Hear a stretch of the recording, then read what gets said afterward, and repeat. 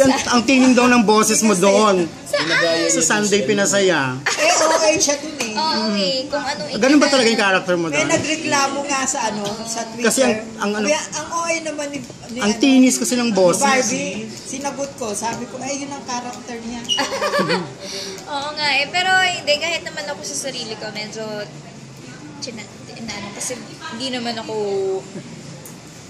expert sa comedy. So medyo tinitimpla-timpla ko rin yung ginagawa ko every week. Kung too much or kung kailangan pa ng ano. Kasi wala naman kaming production numbers. Hindi naman kami sumasayaw.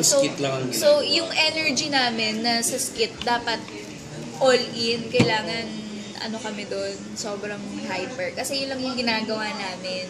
Eh kung masyado kaming, yung parang teleserye lang na masyado kaming tuod, ganyan, nagbabatuhan lang kami na ang pangit, di ba? So kailangan medyo yung OA mo.